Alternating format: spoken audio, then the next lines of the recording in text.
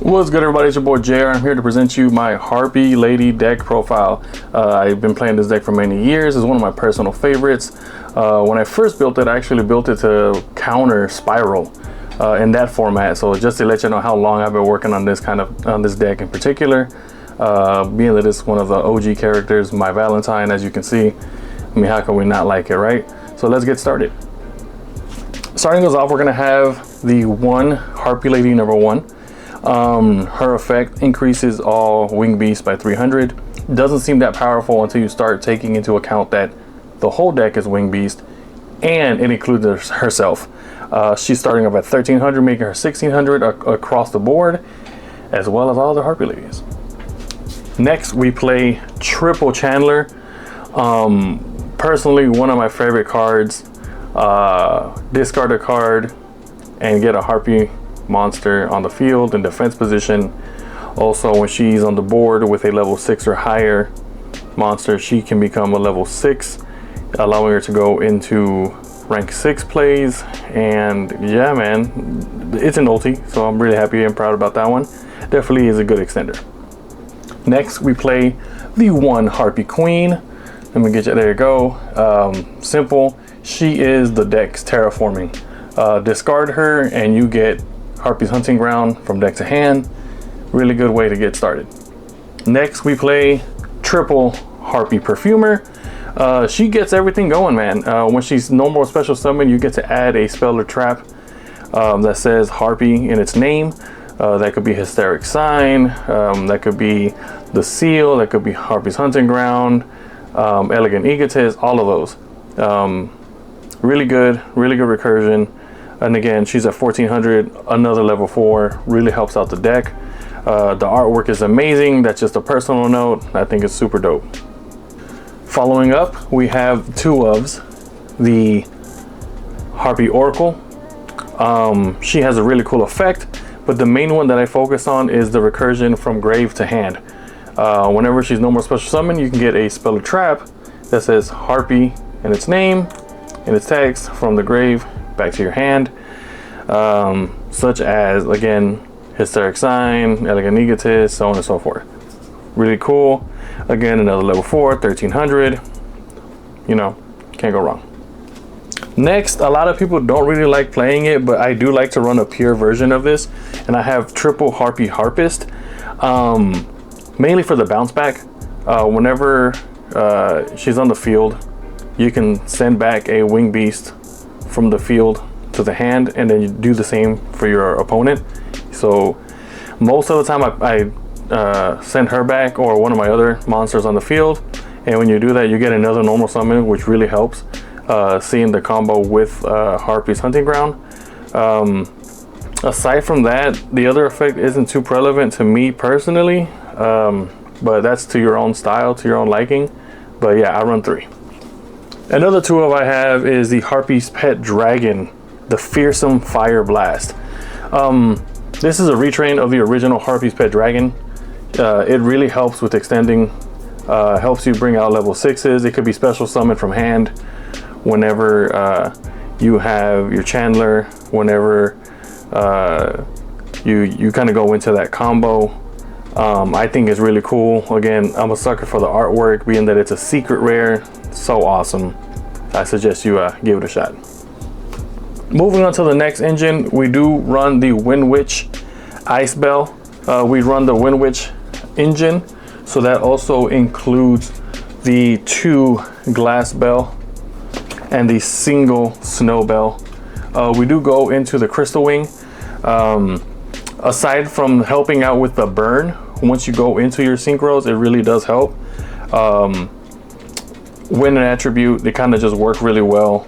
I used to run a different engine, but for the time being, I think this is pretty fun. Not too sure if this would go well with Genesis. This is just a standard format so far, but I think it could translate pretty well to Genesis, but that's another profile. Let me know in the comment section below if you're interested in that. For my spicy techs, I have introduced the Silk Bomb Moth. I run 2 of these actually. The special effect is really good. It helps you special summon. It helps you bring stuff out. And the fact that you can banish a spell or trap, or and on the main phase, you could set a monster from your opponent's turn, from your opponent's deck, sorry, onto the spell and trap zones. Really help out, seeing how the main spell of this deck is Harpie's Hunting Ground, and you just pop back row like it's no one's business. I'm experimenting with it. Not too sure if I want to keep it, but I think it's a good little addition to it, along with Radiant Typhoon. I really want to see if they work pretty good. We still have more Typhoon support coming out, but the way I bring it out is through the pet dragon, and then from there it's just a solid 22 attack body, and then you could use it for overlays or whatnot. But it's a good little spicy tech. I'm just still experimenting with it. Let me know what y'all think. On to the spells. We do run the Hysteric Sign at 3. I think this is a must at 3, non-negotiable. When it's set and destroyed, boom, you get 3 spells, or 3 spell or traps that have the name Harpie in the name, and you just add it to your hand. So it's amazing. And then when you activate this, you add an Elegant Egotist for the extenders. Elegant Egotist is a main staple for this deck for sure. So yeah, the swarm in this deck is amazing. It reminds me of Black Wings. Not as good as Black Wings in my personal opinion, but they're birds and they're swarming regardless. Coming up next, we have 2 Alluring Mirror Spirit. I'm debating if I want to cut this to 1, simply because the graveyard effect is great and all, but I don't really see myself coming across that too much. It's a good extender. It's a good way to get your recursion back, but perhaps at 1, being that it is continuous, we'll see. We run the 1 Harpie's Feather Rest. Same thing, for sure at 1. For sure at 1. Not too sure if I want to run it at more than that. You get to target 3 Harpie Lady or Harpie Lady Sisters in your graveyard, and you shuffle them back. You draw 1 card, so that helps you out a lot. If you control a level 5 or higher Harpie monster, i.e. your pet dragon, you can activate the second effect and draw 2 cards. For the rest of the turn, when this card resolves, you cannot special summon monsters from the extra deck except wind monsters, which is not a big problem. You can activate 1 of these per turn. Definitely helps. Perhaps 2. I haven't really tried it at 2. 1 is enough for me. The 1 card I really wish got a rarity upgrade is Harpie's Hunting Ground. This is my favorite card in the deck. Crazy enough, it's a field spell. Anytime you normal or special summon a Harpie monster, you pop something in the back row, non-negotiable. If your opponent doesn't have anything and you have nothing on your field, it pops itself. If your opponent has nothing and you activate it and you have stuff in your back row or activate it, you have to pop something. You have to make a decision. This is non-negotiable, but it helps out a lot for a lot of back row heavy decks. Again, that's why the Silk Moth comes in handy. You go into your opponent's deck, the top deck. If it's a monster, you set it in their back row. If it's a spell or trap, it's banished. If it's back row and then you go into your combos, boom, now you're popping their monsters as spell and trap. Really good. Just, thinking outside the box. Following up, we got 2 Elegant Egotists. Again, it's just standard extender. Crazy enough, it's not once per turn, y'all. So I actually might have to cut, or might want to cut this at 1, because the recursion is so easy. It's not at 1. It's not once per turn, I mean. Super good.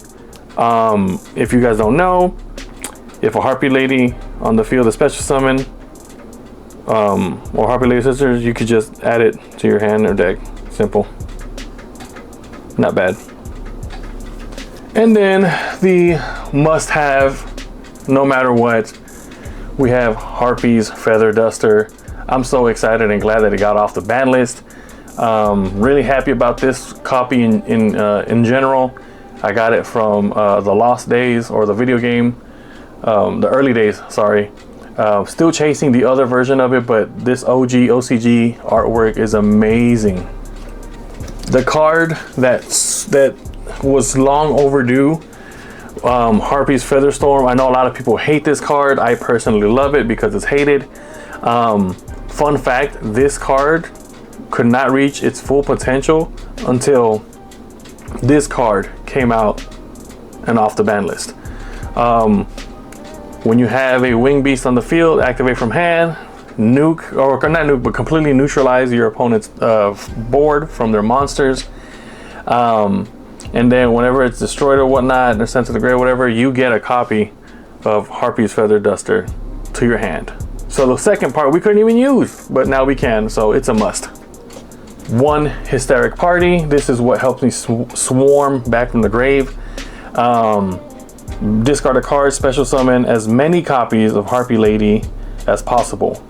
All the other Harpie Ladies are considered Harpie Lady. All the other versions of Harpie Lady in the deck are considered Harpie Lady in the graveyard. So you're swarming up the wazoo. Definitely helps for OTKs. And lastly, I used to run more, but unfortunately we only get the one Solemn Judgment now. On to the extra deck. We are running 2 Harpie Slash. Cool thing about this, the Synchro, I think it's the only one of my knowledge that any Harpie Lady is just automatically a tuner for this monster. They're all rank 4, they're all level 4, so this is a level 8. And yeah, man, you just get 2 Harpies and you can straight go into a Synchro. I call it Contact Synchro, cause similar to the Contact Fusion, because yeah, that's the only way you can go into it. Because we do run the Wind Witch engine, we run the 1 Winter Bell and the 1 Crystal Wing. As y'all know, this right here it can be very oppressive. Definitely stops monsters, definitely helps for the OTK. This deck does hurt a little bit and suffers from power, so this helps you go over that. On to our links. We don't really run many right now. At the moment, we run 1 Masquerena and 1 Saruja, just for control, just to mess stuff up and kind of get people in the mix of things. Given that we currently have K9 and Yummy, Dracotel, this definitely hurts, and definitely Masquerena switched out for a SP Little Knight. On to the Exceeds, where this deck thrives the most. 2 Phantasmal Dragon. Personally, man, I think this card, I summon 2 and sit on it. When it has materials attached, your opponent cannot target your Harpie Ladies with effects or monster effects. It's 2000 attack, and as long as it has material, it can attack directly. So if you can go into Hysteric Sign and overlay into this, I promise you, you're gonna OTK in easily 2 turns. Each one's 2000, so if you have 2 on the field, that's 4000. Next turn is game. With the amount of spells and traps in this deck that can help you stop your opponent, I definitely think 2 is perfect, especially if you kind of get yourself in those tough situations, right? Super cool. Also, can we get a rarity upgrade? The artwork is amazing. Let's get it into a secret. Next, because we are trying to run an OTK version, we got 1 number 39 and 1 Lightning Utopia. As y'all know, detach during attack, boom, 5000. Let's go. We run the 1 Tornado Dragon, the 1 Lightning Chidori. We like to mess with our opponent. That Gusto Emerald, kind of redundant, kind of might switch it out, honestly. Similar to Saruja as far as like getting resources. The Ice Beast 0 has come in clutch more times than I can count. Shout out to my homies for introducing me to this card. For every face-up monster your opponent has on the field, it gains attack. Definitely helps for the OTK.